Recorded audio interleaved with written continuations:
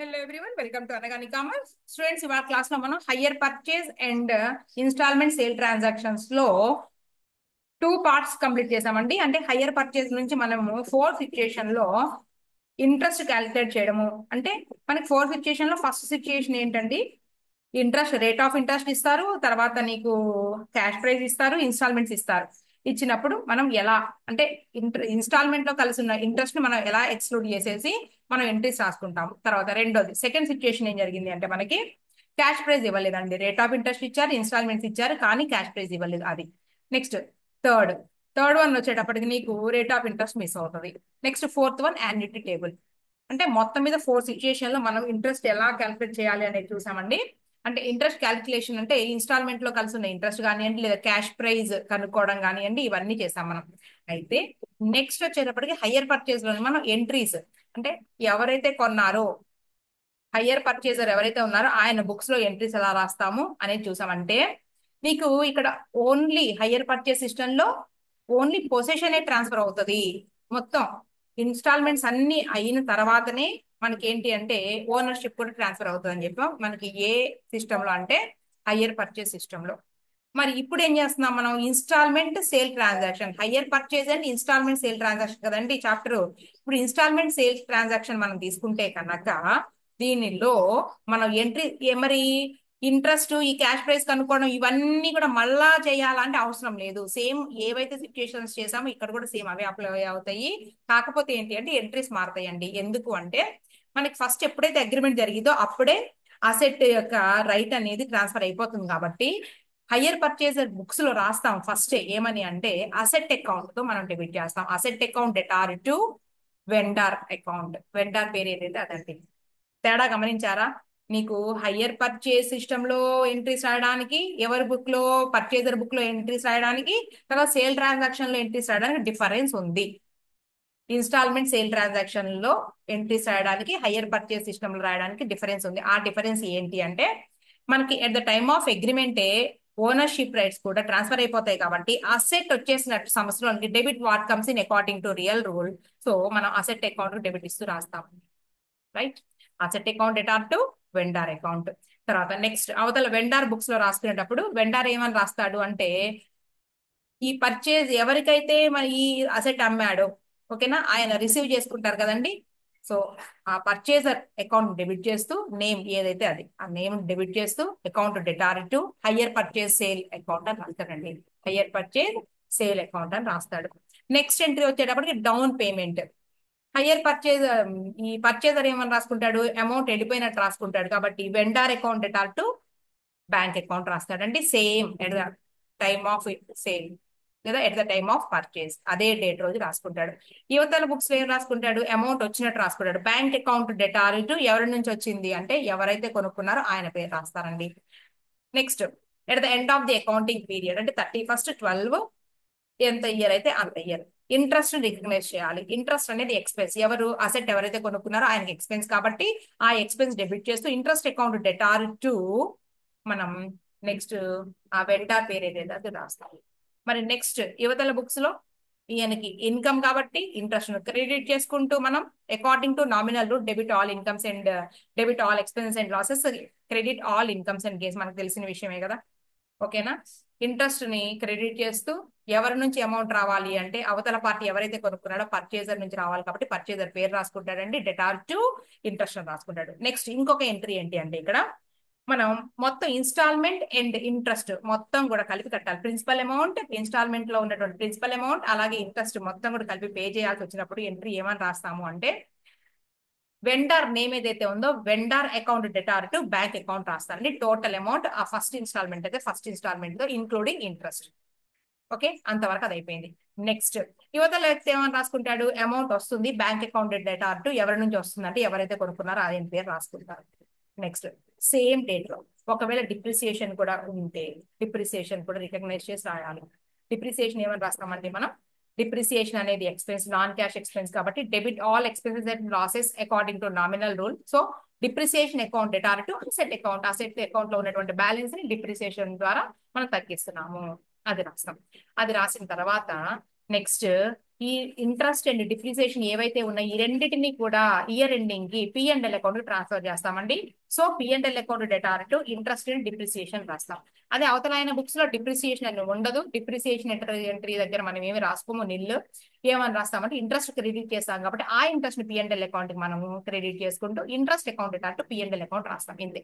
ఇలా ఉంటాయి. మరి నెక్స్ట్ ఇయర్ వచ్చేటప్పటికి నెక్స్ట్ ఇయర్ మామూలే, అంటే పర్చేజ్ ఎంట్రీ రాయకూడదు, అలాగే డౌన్ పేమెంట్ రాయకూడదు అండి. ఇక నార్మల్ ఏంటి 31/12 ఆ ఇయర్ వేసేసి మనం ఏంటి ఫాలోయింగ్ నెక్స్ట్ ఇయర్ ఏదైతే ఉందో అది వేసేసి ఇంట్రెస్ట్ రికగ్నైజ్ చేసి ఇంట్రెస్ట్ తో మళ్ళీ ఎంట్రీస్ కామన్ గా రాస్తూనే ఉంటాము. అంటే ఎన్ని ఇయర్స్ రాయమంటే అన్ని ఇయర్స్. ఓకేనా? స్క్రీన్ షేర్ చేద్దామండి. స్టూడెంట్స్ ఇవాళ ఈ క్లాస్ తో పాటు నేను ఈవినింగ్ లోగా రెక్టిఫికేషన్ అడిగారండి. రెక్టిఫికేషన్ ఆఫ్ ఎర్రర్స్ అడిగారు, మన స్టూడెంట్స్ అడిగారండి కాన్సెప్ట్ చెప్పమని. చెప్తాను. Rectification of errors. Okay, right. Branch అకౌంట్కి వెళ్ళిపోతుంది అనుకున్నాం కదండి. తీద్దాం, మన చాప్టర్కి వెళ్ళాలి ఇప్పుడు. రెక్టిఫికేషన్ ఆఫ్ ఎర్రర్స్ కాన్సెప్చువల్ గా చెప్తాను మీకు. సిఏ ఫౌండేషన్ వాళ్ళకి కూడా పనికొచ్చేటట్టుగా చెప్తానండి నేను. మనకి ఫండమెంటల్స్ ఆఫ్ అకౌంటింగ్ లో పెద్ద ప్రాబ్లమ్స్ ఏమి ఇవ్వలేదు రెక్టిఫికేషన్ గురించి. మనం అందుకే సో కాన్సెప్చువల్ గా చెప్పుకుందాము. ఎగ్జాంపుల్ ప్రాబ్లమ్స్ ఏమైనా తీసుకుందాము. టోటల్ మొత్తం కాన్సెప్ట్ నేను ఒక 1 or 2 క్లాసెస్ లో కంప్లీట్ అయ్యేటట్టు చెప్తానండి. టోటల్ మొత్తం సిఏ ఫౌండేషన్ వాళ్ళకి కూడా చాలా ఇంపార్టెంట్, ఇద్దరికి పనికొస్తుంది. అలాగే బ్యాంక్ రీకన్సిలేషన్ స్టేట్మెంట్ కూడా అండి సిఏ ఫౌండేషన్ వాళ్ళకి కూడా పనికొస్తుంది. కాకపోతే మనం ఏంటంటే సిఎంఏ క్లాసులుగానే తీసుకున్నాము ఇది. నేను తర్వాత అండి ఇప్పుడు మనకి రోజుకి ఒక క్లాసు 2 క్లాసులు అప్లోడ్ చేసేటట్టుగా సరిపోతుంది. నేను సిఏ ఫౌండేషన్ అలాగే సిఏ ఇంటర్ కూడా స్టార్ట్ చేస్తానండి. ఈ సిఎంఏ వాళ్ళ ఎగ్జామ్స్ అయిపోయిన తర్వాత జూలై ఆగస్ట్ నుంచి సిఏ ఫౌండేషన్ క్లాసెస్ అన్ని చేస్తాను. అలాగే సిఏ ఇంటర్ కూడా స్టార్ట్ చేద్దాం అనుకుంటున్నానండి. అలాగే ఫ్యూచర్ లో ఈ సిఎంఏ వాళ్ళకి సంబంధించి సిఎంఏ గ్రూప్ కి సంబంధించి ఈ ఒక్క పేపరే కాకుండా ఫినాన్షియల్ అకౌంటింగే కాకుండా కాస్టింగ్ పేపరు, తర్వాత కార్పొరేట్ అకౌంట్, ఫినాన్షియల్ మేనేజ్మెంట్ ఈ పేపర్స్ వరకు కూడా స్టార్ట్ చేద్దాం అనుకుంటున్నానండి. ఆల్రెడీ అడిగారు ఫినాన్షియల్ మేనేజ్మెంట్ చెప్పండి మేడం అని. మనకి చెప్తున్నాను కదా, మనమేమి ఈ మధ్య స్టార్ట్ చేసాము, అది కూడా జనవరి నుంచే సిఎంఏ వాళ్ళకి అప్లోడ్ చేయడం స్టార్ట్ చేసేసరికి మనకి టైం సరిపోవటం లేదు. ఈ 3-4 months కదా మనం స్టార్ట్ చేసి సిఎంఏ వాళ్ళకి. అది విషయం ఇక్కడ. ఇదిగోండి వచ్చేసాం మెషినరీ అకౌంట్ కి. కొంచెం స్లోగా ఉంది సిస్టమ్. ఓకే, రిపోజిషన్ కూడా ఉంది. ఇది అయిపోయిన తర్వాత అసెట్ రిపోజిషన్ చెప్పాలండి. స్లోగా ఉందండి, కొంచెం వ్యవహారం స్లోగా ఉంది ఇక్కడ. ఒక్క నిమిషం.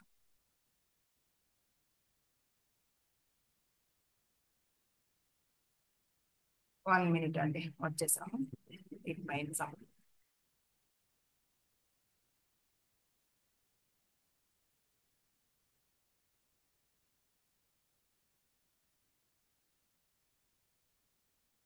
ఇలా అయితే టైం టేకింగ్ అవుతూ ఉంటుంది, టైం వేస్ట్, మీకు టైం వేస్ట్. మీరేమో స్కిప్ చేసేస్తారు. ఇంట్రెస్ట్ గా ఉంటే వింటారు, ఇంట్రెస్ట్ గా లేకపోతే ఇంట్రెస్ట్ పాయింట్ ఎక్కడుంది, పనికొచ్చే పాయింట్ అక్కడ దాకా స్కిప్ చేసుకుంటూ వెళ్ళిపోతాం మనం, అంతే కదా. రైట్, ఇదండి మనకి. ఇక్కడ అలా కూడా నీకు ఎంట్రీస్ ఎలా రాయాలి అనేది ఇచ్చారు. ఇదిగోండి నేను ఇలా చెప్పిందే ఇక్కడ ఇచ్చారు అనమాట.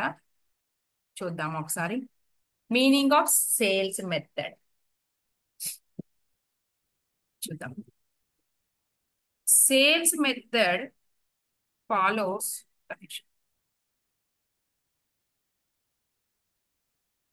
Sales method follows A approach and practically. ఇంత స్లోగా ఏందండి, ఎప్పుడు లేదు, స్లో అయిపోయింది ఇష్టం. Of course not only 1 minute.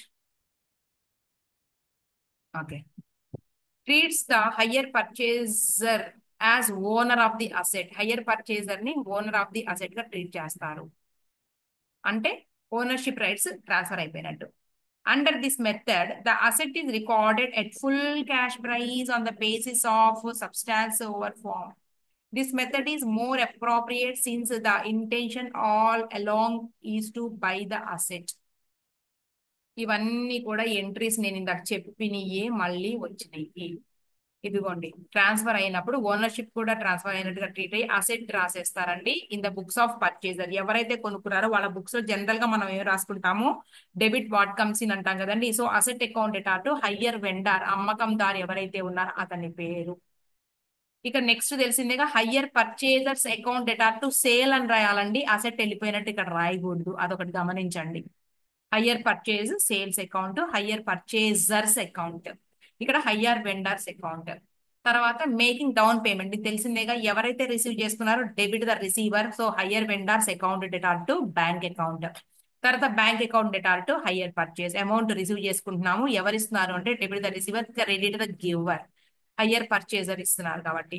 తర్వాత ఇంట్రెస్ట్ అనేది expense according to nominal rule, interest account debtor to hire vendor, hire purchasers account to ఇక్కడ ఇన్కమ్ కాబట్టి ఇంట్రెస్ట్.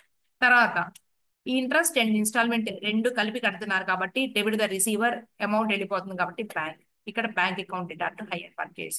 తర్వాత డిప్రిసియేషన్ అకౌంట్ టు అసెట్, ఇది తెలిసిందే, ఈయనకి ఎంట్రీ ఉండదు ఎందుకంటే అసెట్ కొనుక్కుంది ఈయన. Profit and loss account to depreciation, profit and loss account to interest, ఈ రెండింటిని కూడా ఒకే గంటలో రాసుకోవచ్చు. ఈయన గారికి ఏంటి అంటే ఇంట్రెస్ట్ ని ఇన్కమ్ కింద చూపించారు కాబట్టి దాన్ని ప్రాఫిట్ అండ్ లాస్ అకౌంట్ కి రాసుకున్నారు. రైట్. ఇక బ్యాలెన్స్ షీట్ ఎలా రాస్తారు అంటున్నారండి. At the end of each accounting period the balances of relevant accounts appear in the balance sheet as shown below. ఏం లేదు ఇక్కడ, simple. Balance sheet of higher purchaser, higher purchaser balance sheet లో ఇలా రాసుకున్నాడు, balance sheet of higher vendor ఇలా రాసుకున్నాడు. Higher purchaser asset కాబట్టి ఇదిగోండి ఫిక్స్డ్ అసెట్స్ రాసుకుని, asset full cash prize, full cash prize రాసుకుని, డిప్రిసియేషన్, డిప్రిసియేషన్ టిల్ డేట్ అంటే మొత్తం డేట్ వరకు టోటల్ డిప్రిసియేషన్ తీసేసినట్టు రాసుకున్నారు. ఈయన గారు ఏం చేశారంటే ఈయన బ్యాలెన్స్ షీట్ లో కరెంట్ అసెట్స్ గా ట్రీట్ చేసుకున్నారు. ఎందుకు కరెంట్ అసెట్స్ అండి చెప్పండి. అలాగే ఇక్కడ కూడా మీరు ఒక విషయం గమనించాలి, ఎక్కడ ఈయనేమో అసెట్ వచ్చినట్టు రాస్తున్నాడు, ఈయన సేల్ ఎందుకు రాస్తున్నాడు అంటే ఈయన బిజినెస్ చేస్తున్నాడండి. ఆ మెషిన్స్, అలాంటి మెషిన్స్ ఎన్నో అమ్ముతున్నాడు. సో ఆయనకి ఏంటి అది, ఆయన పాయింట్ ఆఫ్ వ్యూ లో goods. Okay, higher vendor the point of view, higher vendor point of view లో అవి ఏంటి అంటే గూడ్స్, అలాంటి మెషిన్స్ తో బిజినెస్ చేస్తున్నాడు కాబట్టి ఆయనకు అవి గూడ్స్, ఈయనకి అది అసెట్ అవుతుంది, బిజినెస్ పర్పస్ మీద కొనుక్కున్నారు కాబట్టి. క్లియర్. సో ఈయన under the head of the current assets ఈయన ఏమి రాస్తున్నాడు, higher purchase debtors account, amount రావాల్సి ఉంది ఓకేనా అని రాసుకుని ఇలా బ్యాలెన్స్ షీట్ లో. క్లియర్. నెక్స్ట్ అంటే గూడ్స్ అమ్మాడు, కస్టమర్స్ కి అమౌంట్ రావాలి, అలా ట్రీట్ చేస్తాడండి. సమ్ చూద్దాం. ఫస్ట్ ఆన్ 1/1/2019 ఏ అంటే ఎక్కడ వ్యక్తి A purchased 5 machines each costing 1,58,500, 1,58,500 into 5 machines is equal to 7,92,500 rupees అండి amount, total machines. Each from B అనే ఆయన ఎవరు అంటే వెండర్, ఏ అనే ఆయన పర్చేజర్. Okay, payment was to be made 20% down payment, payment ఏమో 20% అండి, అంటే 20% ఆఫ్ 7,92,500 లో 20% అట. రిమైండర్ ఇన్ 4 ఈక్వల్ ఇన్స్టాల్మెంట్స్ అంటండి. అర్థమవుతుందా మీకు. ఇదిగోండి ఇక్కడే చూద్దాం ఏమైంది, మనం ఉన్నది ఉన్నట్టుగానే మొత్తం 5 మెషిన్స్, ఈచ్ మెషిన్ వచ్చేటప్పటికి cost of each machine, cost of each machine rupees 1,58,500 rupees. Cost of 5 machines వచ్చేటప్పటికి తెలుసుగా మనకి, ఇదిగోండి cost of 5 machines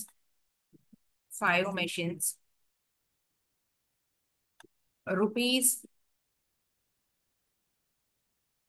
1,58,500 into 5 is equal to rupees 7,92,500. Down payment చూసుకోండి, ఇక్కడ రాసేద్దాం అన్ని. డౌన్ పేమెంట్, ఒక నిమిషం అండి సరిగా, డౌన్ పేమెంట్ rupees 7,92,500 into 20%,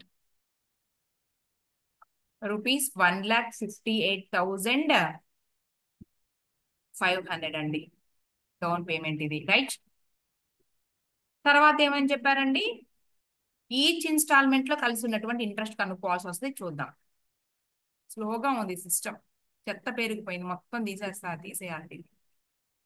ఇంత స్లోగా ఎప్పుడు లేదు. ఓకేనండి, అర్థమైందా. చూడండి, A purchased 5 machines, each costing 1,58,000 each.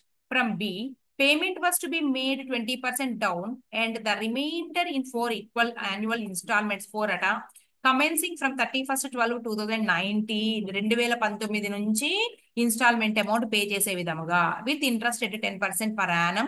Right, interest ఏమో 10% అంటండి. అంటే మనకి క్యాష్ ప్రైజ్ ఇచ్చేసారు, అంటే ఎవ్రీ ఇన్స్టాల్మెంట్ లో ఇక్కడ నీకు ఇంట్రెస్ట్ అనేది ఇన్క్లూడ్ అయ్యి లేదు. A rates of depreciation 20% on the diminishing balancing method. Right, ఇది క్యాలిక్యులేషన్ ఆఫ్ ఇంట్రెస్ట్ అని పెడదామండి. Calculation of interest of each instalment. ఓకేనా? ఫస్ట్ ఇన్స్టాల్మెంట్ ఎప్పుడండి? First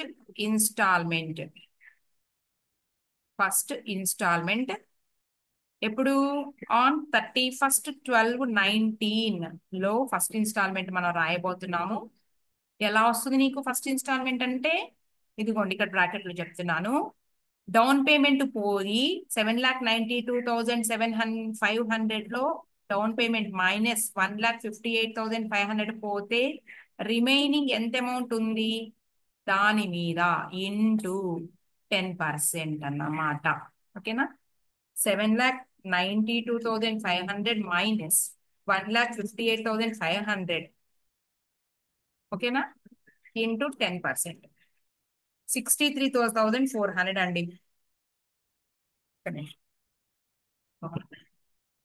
63,400 rupees interest. ఓకేనా? అర్థమైందా? 4 ఈక్వల్ ఇన్స్టాల్మెంట్స్ అన్నారు కదా, దాని గురించి ఒక్కసారి చెప్పిన తర్వాత మళ్ళీ వద్దామండి. మనకి ఒక్క నిమిషం ఇక్కడ పక్కకు వచ్చాను మళ్ళీ. 4 ఈక్వల్ ఇన్స్టాల్మెంట్స్ అంటే నీకు టోటల్ అమౌంట్ 7,92,500 రూపీస్ లో నుంచి ఇక్కడే లెస్ చేసేద్దాంలేండి మనం. ఇదిగోండి లెస్ చేసేస్తే నీకు డౌన్ పేమెంట్ అండి. నేను ఇప్పుడు డౌన్ పేమెంట్ లెస్ చేసేసినాక 7,92,500 minus down payment 1,58,500 rupees less చేస్తే నీకు 6,34,000 రూపీస్ వచ్చింది. ఓకేనా? ఇదేంటి అంటే రిమైనింగ్ అమౌంట్ అన్నమాట, ఇంకా మనం పే చేయాల్సిన అమౌంట్. దీన్ని 4 ఈక్వల్ ఇన్స్టాల్మెంట్స్ అన్నారండి. దీన్ని 4 ఈక్వల్ ఇన్స్టాల్మెంట్స్ అంటే 6,34,000 డివైడెడ్ బై 4. ఈచ్ ఇన్స్టాల్మెంట్ అయితే చూద్దాం. By 4, 1,58,500 rupees each instalment. ఇది అనమాట. డౌన్ పేమెంట్ కూడా ఇంతే, ఈచ్ ఇన్స్టాల్మెంట్ కూడా 1,58,500 రూపీస్. క్లియరా? అంతవరకు అలా అట్టి పెట్టండి. ఎవ్రీ ఇన్స్టాల్మెంట్ అంటే ఏంటి? ఒక్కొక్క ఇన్స్టాల్మెంట్ 1,58,500 రూపాయలు. మర్చిపోద్దు, ఎందుకంటే మనం అమౌంట్ పే చేయాల్సి వచ్చినప్పుడు 1,58,500 రూపీస్ కి ఇంట్రెస్ట్ ఇంక్లూడ్ చేసుకుని మనం పే చేయాల్సి ఉంటది కాబట్టి. ఇది అర్థమైంది కదా ఫస్ట్ది. Next second. ఫస్ట్ ఇన్స్టాల్మెంట్ అనకూడదండి, ఇది ఏమనాలి? First interest in first instalment అనాలి కదా. ఇంట్రెస్ట్ ఇన్ ఫస్ట్ ఇన్స్టాల్మెంట్ అనమాట ఇది. Interest in first instalment. So total వచ్చేటప్పటికి మనకి ఏంటి? ఇన్స్టాల్మెంట్, ఇదిగోండి ఫస్ట్ ఇన్స్టాల్మెంట్ ఇంక్లూడింగ్ ఇంట్రెస్ట్. క్లియరేనా? సో 1 lakh, దీనికి 1,58,500 రూపీస్ యాడ్ చేస్తే సరిపోతుంది కదా. 1,58,500 రూపీస్ మనం యాడ్ చేస్తే సరిపోతుంది. ఎంత వస్తుంది చూద్దాం. 63,400 రూపీస్ ప్లస్ 1,58,500 ఇది ఈక్వల్ టు 2,21,900 రూపీస్ అండి. క్లియరా? దీన్ని డైరెక్ట్ గా అకౌంట్ లో కూడా చెప్పచ్చు. ఇది ఫస్ట్ ఇన్స్టాల్మెంట్. తర్వాత ఇప్పుడు మనం మళ్ళీ సెకండ్ ఇయర్ ఇంట్రెస్ట్ ఎప్పుడు? యాజ్ ఆన్ 31st 12/20 ఏం చేయాలండి? మనకి వచ్చిన అమౌంట్ ఏదైతే ఉందో అంటే 7,92,500 రూపీస్, తర్వాత ఈ 1,58,000 ఉంది కదండి, ఇదిగోండి డౌన్ పేమెంట్ అనమాట. అది 92,500 రూపీస్ మైనస్ 1,58,500 డౌన్ పేమెంట్ తీసేసాయి. అలాగే ఫస్ట్ ఇన్స్టాల్మెంట్ 1,58,500 రూపీస్ తీసేస్తే వచ్చే amount 4,75,500 rupees into 4,75,500 rupees into 10% అండి. 47,550 అంతేనా? 47,550 రూపీస్. 47,550 రూపీస్ అర్థమైందా మీకు?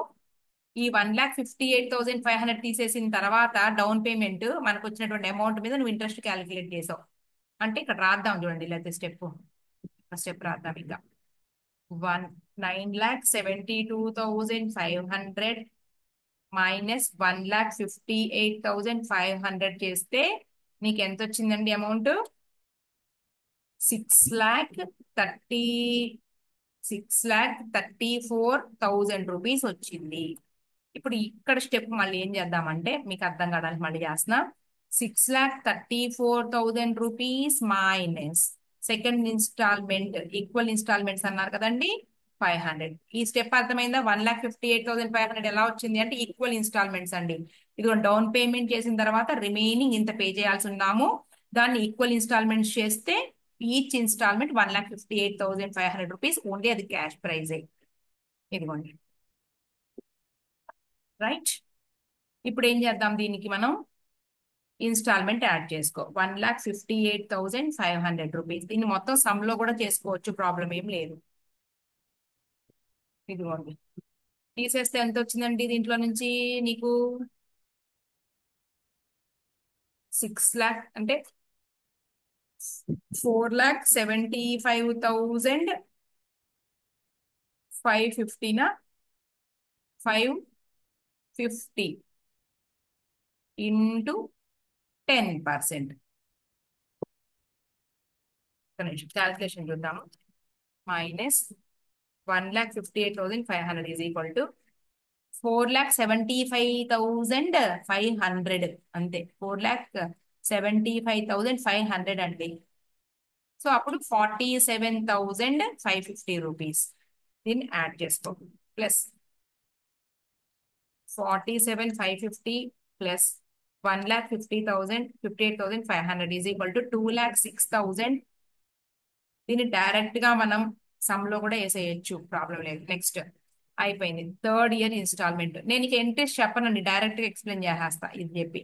థర్డ్ ఇయర్ ఇంట్రెస్ట్ వచ్చి నీకు as on 31/12/2021 okay 4,75,500 minus third instalment 1,58,500 is equal to నీకు ఎంత వచ్చింది?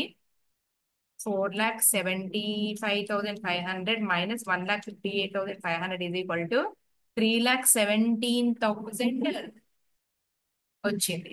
దీని మీద 10% క్యాల్కులేట్ చేస్తాను. దీని మీద 10% క్యాల్కులేట్ చేస్తావు. ఓకేనా? 10% క్యాల్కులేట్ చేస్తే నువ్వు 31,700 రూపీస్. ఇదంతా బ్రాకెట్ లో పెట్టేద్దామండి. 31,700 రూపీస్ వచ్చింది. నెక్స్ట్ వర్షం పడేటట్టుంది ఇవాళ. 3-4 డేస్ నుంచి చాలా ఎండలుగా ఉన్నాయి. ఓకే ఇప్పుడు మనం దీనికి ఇన్స్టాల్మెంట్ యాడ్ చేసి 1,58,500 థర్డ్ ఇన్స్టాల్మెంట్ యాడ్ చేస్తే plus 31,700 plus 1,58,500 is equal to 1,90,200 rupees వచ్చింది. క్లియర్? ఇది నీకు థర్డ్ ఇన్స్టాల్మెంట్ కి ఇంట్రెస్ట్ ఇంక్లూడింగ్ ప్రిన్సిపల్ అమౌంట్ అనమాట. నెక్స్ట్ ఇప్పుడు ఫోర్త్ ఇన్స్టాల్మెంట్ రాద్దాం. ఫోర్త్ ఇన్స్టాల్మెంట్ రాసేటప్పుడు 3,17,000 రూపీస్ అంటే ఇంకా మనం పే చేయాల్సినటువంటి అమౌంట్ అనమాట. ఒక్కొక్క ఇన్స్టాల్మెంట్ మనం పే చేసిన తర్వాత మనం ఇంత బ్యాలెన్స్ ఉంటుంది అనమాట. అంటే ఇంత డ్యూ ఉంటుంది. ఇంకా ఈ అమౌంట్ మనం ఈ డ్యూ మీద మనం పే చేస్తున్నాం. 3,17,000 minus fourth instalment 1,58,500 rupees less చేసి డైరెక్ట్ గా ఇంటూ మనం 10% 10% క్యాలిక్యులేట్ చేద్దాం. ఇక అయిపోయిందండి, లాస్ట్కి వచ్చాం. 17,000 minus 1,58,500 rupees into 10%. 15,850 వచ్చింది. దీనికి మనం 1,58,500 rupees principal amount of fourth instalment నువ్వు యాడ్ చేస్తే ప్లస్ 1,58,500 యాడ్ చేస్తే 1,74,000. వర్షం పడుతుందండి. 350 ఇది మ్యాటర్. ఇలా చేయాలన్నమాట మనం. ఓకేనా? ఇంకా లాస్ట్ కి ఎంత మిగిలి ఉంటుందండి మనకి? ఇక దీంట్లో నుంచి అమౌంట్ పోతే మనకి లాస్ట్ ఇన్స్టాల్మెంట్ ఇదే కదా, ఇలా 1 2 అలాగే 3 4 మొత్తం ఇలా మనం రాసుకొని ఎంట్రీస్ రాసుకోవాలి. ఇంతే. డిప్రిసియేషన్ వచ్చేటప్పటికి వాడు ఏమన్నాడు, అసెట్ మీద క్యాల్కులేట్ చేయాలండి. డిప్రిసియేషన్ అసెట్ టోటల్ అమౌంట్ వచ్చేటప్పటికి నీకు ఇదిగోండి ఇక్కడ పైన రాసుకున్నాం కదా, 5 మెషిన్స్ కి వచ్చేటప్పటికి 7,92,500. డిప్రిసియేషన్ కూడా చూద్దాం. ఫస్ట్ ఇయర్ డిప్రిసియేషన్ తర్వాత వచ్చేటప్పటికి మనం ఏంటి, డిమినిషింగ్ బ్యాలెన్సింగ్ తెలిసిందేగా మనకి. డిప్రిసియేషన్ 7,92,500 రూపీస్ ఇంటూ 20% ఇచ్చారండి. సో డిప్రిసియేషన్ 1,58,500 రూపీస్ అండి. ఇంతే మనకి. ఓకేనా? నేను ఫస్ట్ ఇయర్ ఎంట్రీస్ చదువుతా ఇక్కడ అంతే. ఇక తర్వాత అంతా కూడా మనం ఏం చేద్దామంటే సమ్ లో ఇచ్చింది చూసుకుంటే సరిపోద్ది. నేను ఫస్ట్ ఇయర్ ఎంట్రీస్ మాత్రమే చెప్తా, ఇన్ బోత్ బుక్స్, ఇద్దరి బుక్స్ లోను. బాగినండి చాలా. Okay, right. ఇక్కడ రాద్దాం. In the books of A purchaser, next in the books of B vendor, right. Okay, date, particulars, amount rupees. Date, particulars రెండు పక్క పక్కన చెబుతున్నానండి. పరీక్షలో ఇలా రాయమాకండి, ఎవరి దానికి రాయండి. ఫస్ట్ 1,119 మనకి తెలుసు, నాకు గుర్తుంది. అసెట్ వస్తుంది పర్చేజర్ కి. ఇది మనకి సేల్ ట్రాన్సాక్షన్ లో అసెట్ అకౌంట్ డెటార్, మొత్తం కూడా హయ్యర్ వెండర్ పేరు బి అకౌంట్. ఇలా రాసుకోవాలి. అమౌంట్ మొత్తం 5 మెషిన్స్ కలిపేసి 7,92,500 రూపీస్ రాసేయాలి. 7,92,500 రూపీస్. సేమ్ ఇక్కడ వచ్చేటప్పుడు ఏం రాస్తామంటే సేమ్ డేట్ వేసుకో. A account debtor to, hire purchaser పేరు అదే కదండి, A account debtor to. Next entry వచ్చేటప్పటికి మనకి హయ్యర్ పర్చేజ్ సేల్ అకౌంట్. ఏమండి వర్షం పడుతుంది, నేను కంటిన్యూ చేస్తాను. ఒక నిమిషం, వాటర్ వచ్చేస్తాయి ఇంట్లోకి. మొత్తం విండోస్ క్లోజ్ చేయాలి. వీడియో నెక్స్ట్ వీడియోలో అప్లోడ్ చేస్తానండి నేను, కంటిన్యూషన్. కొంచెం మీరు అర్థం చేసుకోగలరు. ప్రజెంట్ అయితే స్టాప్ చేసేస్తున్నానండి. నెక్స్ట్ వీడియోలో అప్లోడ్ చేస్తానండి, ఆపేస్తున్నాను.